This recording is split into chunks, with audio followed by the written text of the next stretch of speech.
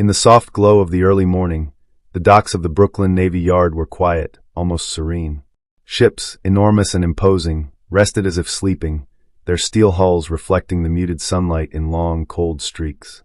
The smell of salt water mingled with the faint odor of machine oil, an aroma familiar to those who had spent a lifetime at sea. To an outsider, it might have seemed like a day of ordinary labor, a day like any other. But in 1939, beneath this calm surface, the Navy was on the brink of a revelation that would change the course of submarine warfare, and the life of one man who would come to be known as the father of the nuclear navy, Hyman G. Rickover. Hyman Rickover was not yet the admiral history would remember. At 32 years old, he was a meticulous, intense, and unassuming officer, yet one whose mind operated with a precision that bordered on obsession. Born in 1900 in Poland and raised in Chicago, Rickover had experienced hardship from the start. He had watched his father struggle as an immigrant in a new country, had felt the sharp sting of financial insecurity, and had learned early that the world was a place where survival required vigilance, discipline, and intellect. These lessons would shape his career and define his approach to the challenges that lay ahead. By the late 1930s, the Navy faced a paradox: a rapidly modernizing fleet equipped with vessels of unprecedented capability, yet hampered by systems whose flaws were hidden, silent, and deadly. Among these was the Mark 14 Torpedo, a weapon whose design promised lethality, but whose performance would soon sow frustration and tragedy. The torpedo had been crafted with careful engineering and tested in controlled conditions, yet the real theater of war, vast, unpredictable, and unforgiving, would reveal the weaknesses that theory had concealed. Meanwhile, Rickover immersed himself in the technical world of naval engineering. Having excelled at the U.S. Naval Academy and earned a master's degree in electrical engineering from Columbia University, he was already regarded as a man of remarkable intellect. Yet intellect alone did not earn him the respect of his peers.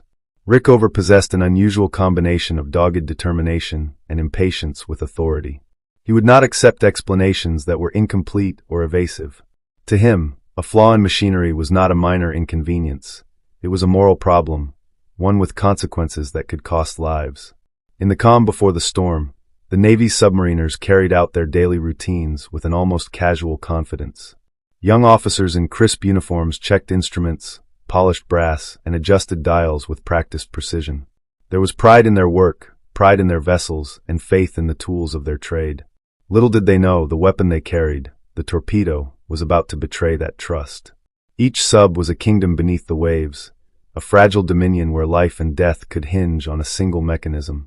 And in these quiet moments, the seeds of crisis were already taking root. Rickover, at his post in the Bureau of Ships, reviewed the blueprints and engineering reports of the Navy's new ordnance. His eyes, sharp and relentless, scanned every line, every calculation. The torpedo's design seemed flawless on paper, yet a persistent unease gnawed at him. Years later, he would describe these early instincts as a recognition of the subtle yet lethal difference between theory and reality. He knew that in war, machinery would be pushed to extremes, and even minor errors could cascade into catastrophe. It was a lesson he would learn in the harshest way possible. Across the Pacific and Atlantic theaters, the political winds were shifting. The specter of global conflict hung heavy over the world. Europe was already engulfed in war, and although the United States had not yet committed to the fight, the Navy knew that its preparation could mean the difference between survival and disaster. Submarine warfare, in particular, would be crucial. These vessels, sleek and silent, carried the promise of strategic disruption, the power to strike unseen at the heart of enemy supply lines. But such potential relied entirely on the dependability of the torpedo. In those quiet months before the first reports of failure trickled in, the Navy moved with a sense of careful optimism. Officers tested new engines, calibrated depth controls, and ran simulations in harbor waters. The Mark 14 torpedo was loaded onto submarines for trial runs. Early dives were uneventful, almost reassuring, yet a subtle pattern of anomalies began to emerge. Torpedoes sometimes ran deeper than intended, sometimes detonated prematurely, and occasionally refused to explode at all. At first, these incidents were dismissed as errors in handling, or as rare malfunctions. But to a man like Rickover, dismissals were not enough. He saw in these minor failures the first whispers of a disaster that could cost sailors their lives. Even in these early days, Rickover's reputation for rigorous inquiry set him apart. Where others might have accepted reports at face value, he demanded replication, evidence, and exhaustive testing. He corresponded with engineers, consulted field reports, and spent long hours in laboratories, watching experiments with an intensity that bordered on obsession. His commitment was not born of ambition alone. It was driven by a profound sense of responsibility for the men who would go to sea, trusting the weapons they carried. The calm of the pre-war Navy, however, was deceptive. Beneath the measured routines, an undercurrent of anxiety grew. Submariners whispered of torpedoes that failed in exercises, of patrols returning empty-handed despite striking positions, of mechanisms that seemed to act with a mind of their own. These murmurs, initially shrugged off by higher command, planted the seeds of suspicion and doubt. The Navy's machinery, so proudly constructed, had become a source of tension. And at the center of this quiet storm was Hyman Rickover, meticulously preparing to confront a challenge that would test every facet of his intellect, courage, and moral resolve. In the fading light of dusk, as the Brooklyn docks emptied and the air grew cool, Rickover often lingered, reviewing charts and calculations under the dim glow of a single lamp. The ships, silent in their berths, seemed to watch him, their massive forms a reminder of the lives they carried and the responsibility that weighed upon him. There was a quiet determination in him, a knowledge that the calm before the storm would not last, and that when the crisis arrived, the difference between careful preparation and disaster could not be overstated. By the end of this period, a sense of inevitability hung over the Navy. Change was coming, whether welcomed or not. The failures of the Mark 14 torpedo were no longer theoretical. They would soon confront sailors in the most unforgiving of classrooms, the open ocean. And when that moment arrived, Hyman Rickover would be waiting, determined to uncover the truth, no matter how bitter it might prove. In the calm before the storm, the stage was set for a confrontation that would test the limits of technology, courage, and human perseverance. As night fell over the harbor, the last light glinting off the steel of submarines at rest, one could almost hear the silent pulse of anticipation, a tension that seemed to rise from the depths themselves. Little did the Navy know, the crisis was already upon them, hidden beneath layers of bureaucracy, assumptions, and untested designs. And in the quiet, methodical mind of a young officer named Hyman Rickover, a storm was already forming, one that would define a career and alter the course of naval history forever. In those months of preparation and silent unease, the Navy was both confident and blind. They trusted the torpedoes. They trusted their ships. But trust alone would not be enough when the first real test arrived. And for Hyman Rickover, the true challenge had only just begun. The early morning fog clung to the decks of the submarines like a shroud, obscuring the horizon and lending an eerie stillness to the harbors along the Pacific coast. Submariners moved with quiet urgency, unaware that the weapons they carried were unreliable, that a single mission could end in tragedy not from enemy action, but from the very tools meant to protect them. The Mark 14 torpedo, a marvel of engineering on paper, had become a phantom menace. It was a weapon whose promise was as seductive as it was fatal. Reports began to trickle in, almost at first unnoticed. Torpedoes ran beneath their intended depth, passing harmlessly under enemy vessels. Others detonated without contact, while some simply refused to explode at all. Initially, the Navy's brass dismissed these complaints. Submariners were urged to trust the equipment and maintain confidence. Yet for the men on board, the reality was grim. Each failed torpedo represented not just a missed target, but a life gambled, a crew's survival dependent on chance rather than design. Meanwhile, Rickover sat at his desk in Washington, poring over the reports. His eyes scanned line after line of technical logs, depth charts, and patrol notes. The anomalies did not appear random. Patterns emerged: a torpedo that consistently ran too deep, a magnetic detonator that failed against steel hulls, a mechanical quirk that defied simple explanation. Rickover's instincts screamed at him. This was not human error. The torpedo itself was flawed. He began to test, to experiment, to challenge every assumption. Where others saw bureaucracy and tradition as obstacles, Rickover saw opportunity. He wrote to engineers, demanded field tests, and insisted on thorough verification. His requests were often met with resistance, a mixture of disbelief and irritation. "We've designed this torpedo according to Navy specifications," one officer told him. "It must work as intended." But Rickover could not accept must as evidence. Evidence required proof. Across the vast expanse of the Pacific, submariners felt the consequences of these unseen failures. Commanders returned from patrols, debriefing with a mixture of frustration and despair.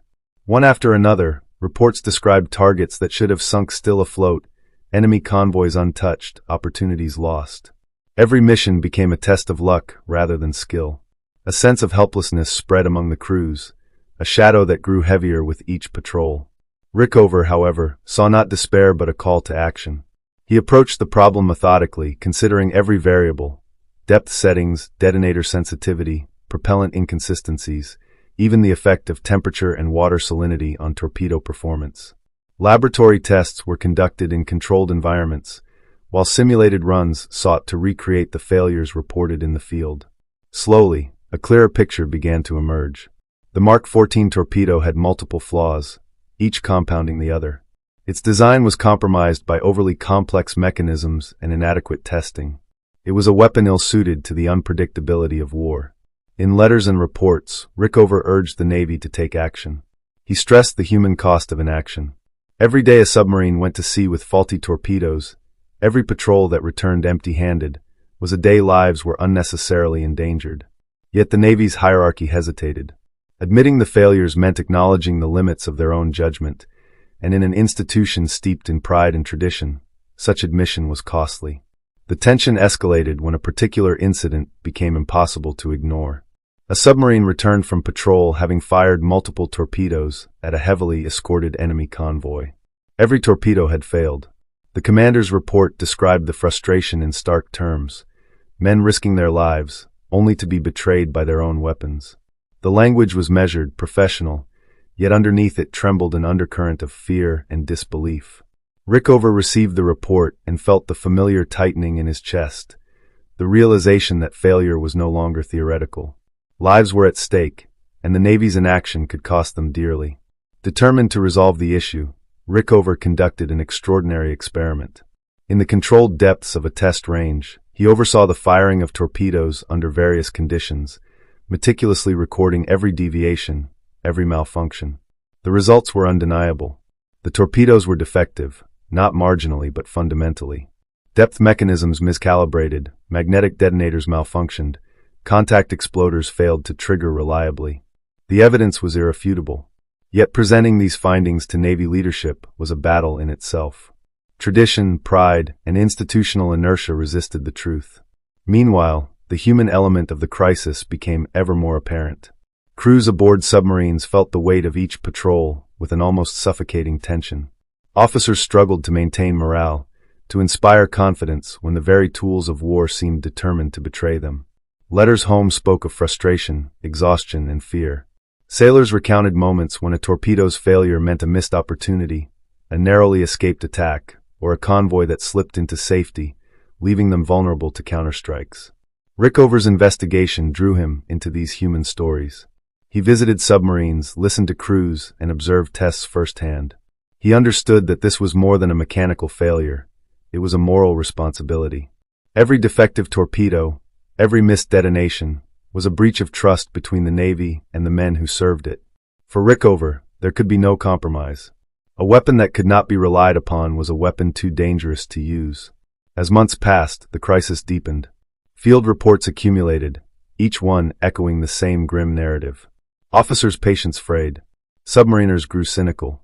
The Navy's brass, while acknowledging problems in private, hesitated to act publicly. Bureaucratic processes dragged on.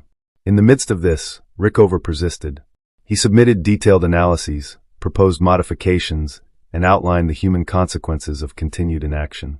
His work was exhaustive, unyielding, and often met with resistance.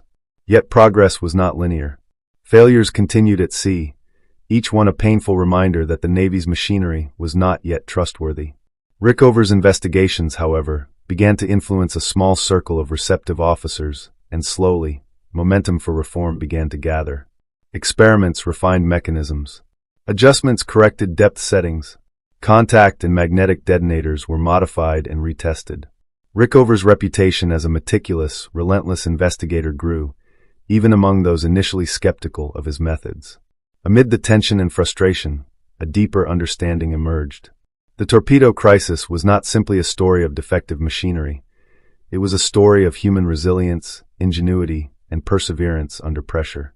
Sailors adapted, commanders improvised, and engineers confronted uncomfortable truths. Each failed torpedo was both a tragedy and a lesson, a reminder of the fine line between preparation and disaster, between trust and complacency. By the end of this period, the Navy could no longer ignore the evidence. The weight of repeated failures, combined with Rickover's thorough and methodical investigation, forced leadership to confront the reality. The Mark 14 torpedo, in its current state, was a serious liability. The crisis had reached a tipping point. Change was inevitable, and the process of correction, already underway thanks to Rickover's efforts, would soon save countless lives. In the cold, early hours of the morning, as submariners prepared for patrols, the tension remained palpable. The ocean's surface shimmered with deceptive calm, yet beneath it, the unseen threat of malfunctioning torpedoes loomed. Rickover, standing in his office or aboard a test vessel, understood the magnitude of what was at stake. Every decision, every modification, every recommendation he made carried the weight of life and death. And in that moment, the Navy was poised on the edge of revelation. The conflict between human determination and technological failure had reached its crescendo. The coming months would test courage, ingenuity, and resolve in ways that few could have imagined. For Rickover, the path forward was clear. Uncover the truth, confront the failure, and ensure that no sailor would again be betrayed by the weapons meant to protect him. In these months of mounting tension and painstaking investigation, the torpedo crisis revealed both the fragility of machines and the extraordinary resilience of those who confront their failures. It was a conflict not fought on open seas, but within laboratories, offices, and the hearts of men determined to prevent needless loss. Little did the Navy know, the turning point was approaching, and the moment of reckoning would soon arrive. The Atlantic was a mirror of gray that morning, stretching endlessly under a pale, indifferent sky. Waves lapped softly against the hulls of ships, betraying nothing of the drama soon to unfold beneath their steel decks. The USS Squalus, a modern submarine bristling with promise and innovation, slipped silently beneath the surface for a routine test dive. Its crew carried out their duties with precision, unaware that what was meant to be a controlled trial would turn into a nightmare. Inside the submarine, men moved through narrow corridors with disciplined efficiency, checking gauges, adjusting valves, and preparing for the descent. The air was cool, charged with anticipation. For the officers on board, the test dive was a moment to demonstrate the vessel's capabilities, to affirm the Navy's faith in its technology. Yet beneath this confident routine, the shadow of uncertainty, mechanical, human, and institutional, lurked unseen. Suddenly, a jarring shudder ran through the Squalus. An unexpected mechanical failure triggered a cascade of events that would test the crew's training, courage, and endurance. Panic flared briefly, but discipline prevailed. Officers shouted orders, men scrambled to emergency stations, and the submarine systems groaned under pressure far beyond what they were designed to endure. In the depths, every second felt stretched to eternity, every movement weighted by life or death consequence. Above the water, rescue ships launched immediately. The Navy, accustomed to controlling and predicting outcomes, now faced the unpredictable cruelty of the sea. Divers descended into the cold depths, risking their own lives to reach trapped sailors. The tension was almost unbearable. Each minute that passed without contact intensified the fear gripping those on the surface. The Squalus was no longer merely a vessel. It had become a symbol of human vulnerability, a metallic coffin suspended between hope and despair. It was in this crucible that Hyman Rickover's skills, perseverance, and moral clarity were tested. Assigned to investigate the incident, he approached the tragedy with the same methodical rigor that had guided his inquiry into the torpedo failures. He combed through technical reports, analyzed the submarine's systems, and listened to the testimony of survivors with painstaking attention. Each detail mattered: the timing of mechanical malfunctions, the behavior of safety systems, the human responses in the moments of crisis. Rickover quickly realized that the torpedo problem was part of a larger issue, an institutional failure to recognize and correct flaws in machinery and procedures before lives were put at risk. The Squalus tragedy was not isolated. It was a vivid, painful illustration of the consequences of overconfidence in untested technology, the dangers of assumptions, and the critical importance of accountability. Presenting these findings to Navy leadership was a confrontation of both intellect and courage.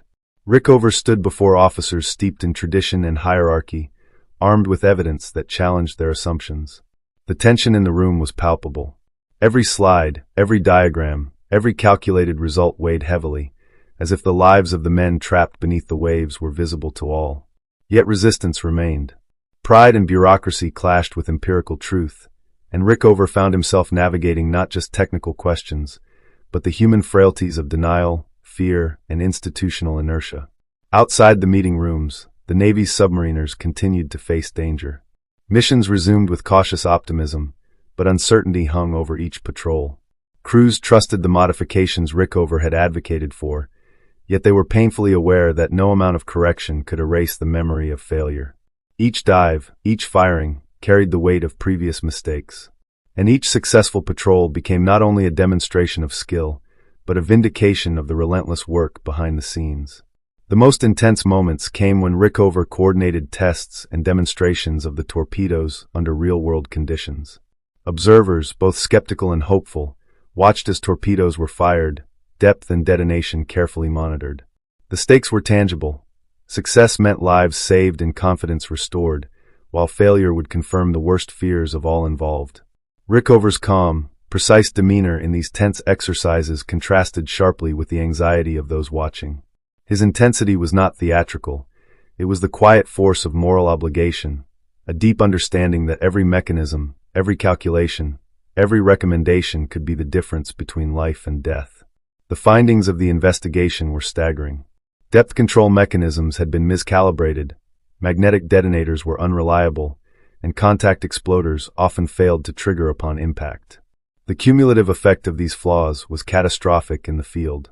Rickover's reports, delivered with exacting clarity, demanded immediate corrective action. The Navy, faced with undeniable evidence, was forced to confront the scope of the problem. Yet the resolution was not merely technical. There was an emotional reckoning for all involved.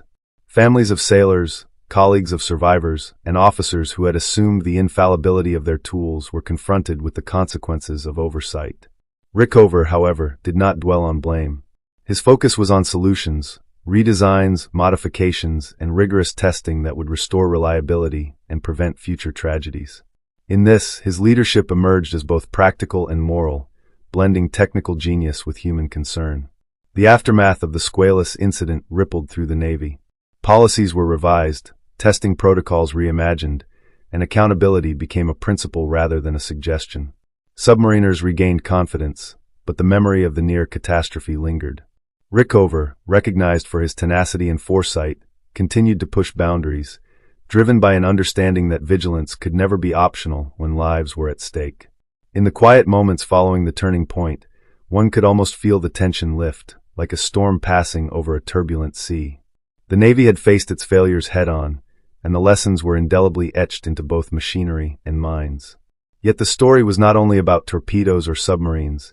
It was about human determination, moral courage, and the relentless pursuit of truth in the face of risk. The crisis had revealed the fragility of human institutions, but also the resilience of those who refused to be complacent. By the end of this period, Rickover's role was clear. He was not just an engineer or an officer, but a guardian of human life, a meticulous observer who understood that technology without accountability could become a silent killer. The Navy, forever changed by the Squalus tragedy and the torpedo failures, entered a new era of awareness, rigor, and preparedness.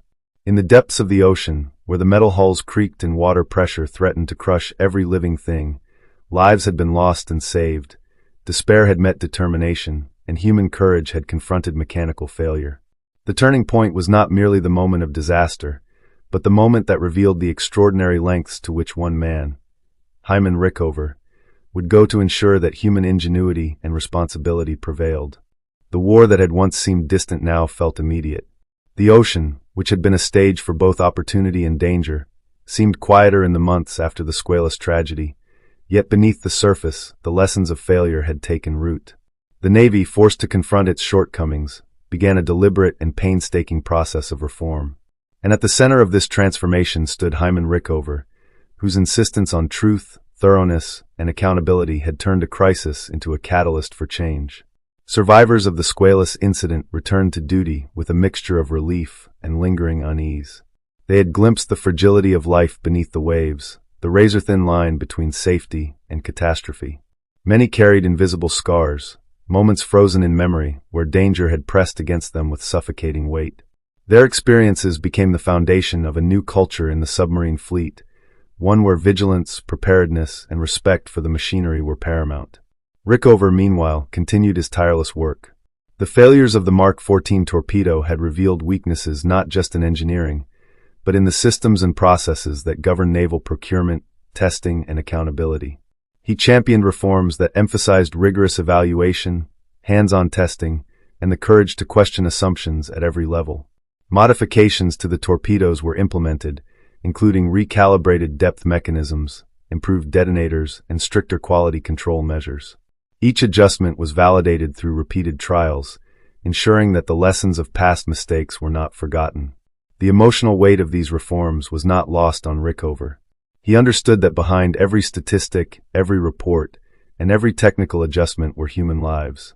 Sailors who had once feared the very weapons they operated could now approach their duties with renewed confidence.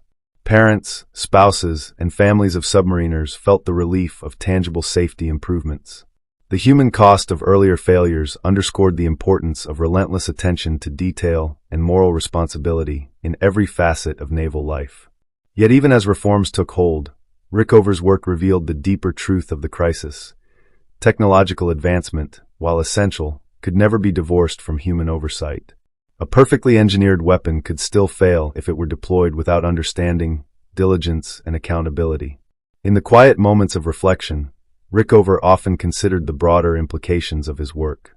The Navy's embrace of his recommendations was not merely a technical victory. It was a reaffirmation of the principle that human life must always be prioritized above prestige, tradition, or convenience. For the Navy itself, the aftermath of the torpedo crisis fostered a new culture of scrutiny and humility. Officers and engineers became acutely aware that confidence in design did not substitute for empirical evidence. Training programs were revised to emphasize not only technical skill but critical thinking and adaptability. Submariners learned to question assumptions, to report anomalies without fear of reprisal, and to trust the processes that had been strengthened in response to the failures. The lessons of the crisis echoed through every patrol, every deployment, and every decision made in the years that followed. Rickover's role in this transformation solidified his reputation as a figure of both intellect and integrity. He was relentless in pursuit of improvement, unyielding in moral responsibility, and unwavering in his belief that the lives of men depended on the intersection of careful engineering and ethical leadership. His career would continue to ascend, and his influence would eventually shape the development of the nuclear navy, yet the foundation of his philosophy was forged in the crucible of the torpedo crisis. Vigilance, evidence, and accountability were non-negotiable. The broader impact of the crisis extended beyond submarines and torpedoes. It reshaped naval strategy, procurement practices, and the relationship between leadership and those executing orders at sea. The Navy had learned at great cost that failure could be both mechanical and institutional, and that both required rigorous attention. The human lessons, courage in adversity, moral responsibility, and the relentless pursuit of truth, were as vital as the technological improvements themselves. In reflecting on the aftermath, it is impossible to overlook the emotional resonance of the crisis. Men had faced death beneath the waves, and they had survived, in part because of the painstaking efforts of one officer unwilling to accept compromise. The tension between human fragility and mechanical imperfection had created moments of terror and despair, yet it also revealed the extraordinary capacity for resilience, innovation, and ethical action. Rickover's insistence on truth, his refusal to allow convenience or pride to cloud judgment, became a model of leadership that transcended the immediate crisis. As the Atlantic waves lapped softly against docks and hulls in the months that followed, a new calm settled over the fleet. It was a calm born not of ignorance or neglect, but of hard-won knowledge, deliberate preparation, and moral courage. Sailors knew the ocean could still be unforgiving, but they also knew that the failures of the past had been confronted, investigated, and corrected. Every successful dive, every torpedo that performed as intended, became a testament to the enduring impact of human diligence. For Rickover, the emotional and moral weight of the crisis never fully dissipated. He carried with him the memory of failures, the lives affected, and the lessons learned. Yet in these reflections there was also hope. Hope that vigilance, intellect, and ethical responsibility could prevent repetition of tragedy, that the lives entrusted to him and to the Navy could be safeguarded through tireless effort and principled leadership. The torpedo crisis had ended, but its lessons endured. It was a story of human vulnerability, of technological imperfection, and of one man's unwavering commitment to prevent loss where loss could have been avoided. In the wake of failure, the Navy had found clarity, responsibility, and a renewed commitment to the lives of those who served beneath the waves.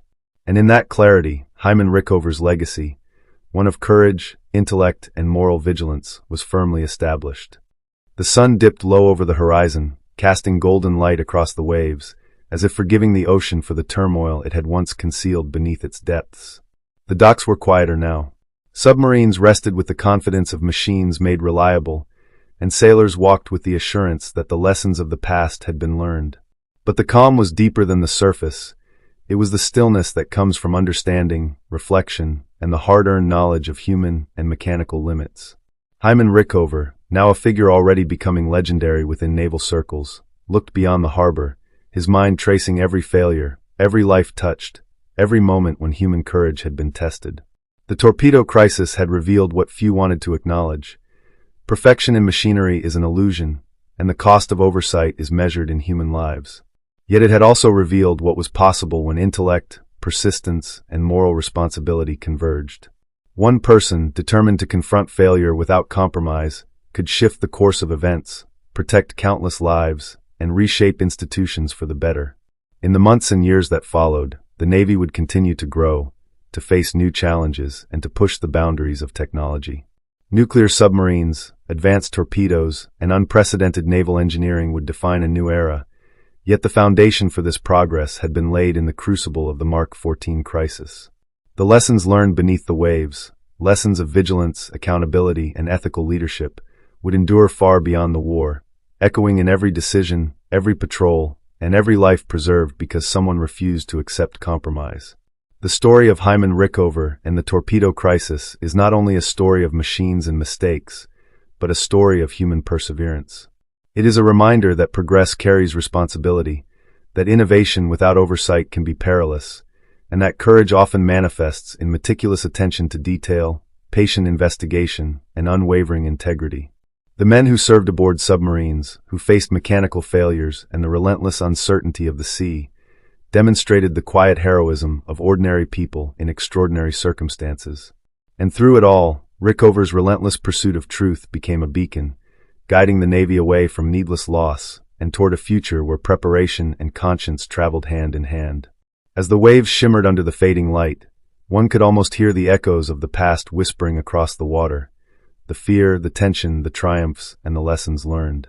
The Atlantic, once a theater of uncertainty and tragedy, now held the imprint of accountability, resilience, and human determination. In that stillness, there was a profound understanding. History is not only written in victories and losses, but in the courage to confront failure, to seek truth, and to protect life with unwavering resolve. The torpedo crisis had ended, but its lessons remain. It is a story of vigilance, responsibility, and the extraordinary lengths to which one person can go to ensure that human lives are never sacrificed unnecessarily. It is a reminder that courage takes many forms, not only in battle, but in the meticulous pursuit of truth, in the willingness to challenge authority, and in the refusal to accept compromise when lives hang in the balance. And as the horizon swallowed the last of the sun's glow, the world seemed to hold its breath, acknowledging the invisible threads that connect ingenuity, morality, and human survival. The submariners returned to their duties, the Navy continued to evolve, and Rickover himself moved forward, carrying with him the quiet weight of lessons learned in the depths. In the end, the story is simple yet profound. When responsibility is embraced and vigilance is unwavering, even the darkest crises can illuminate the path to progress and protection. If this story touched you, subscribe for more emotional historical storytelling. See you in the next video.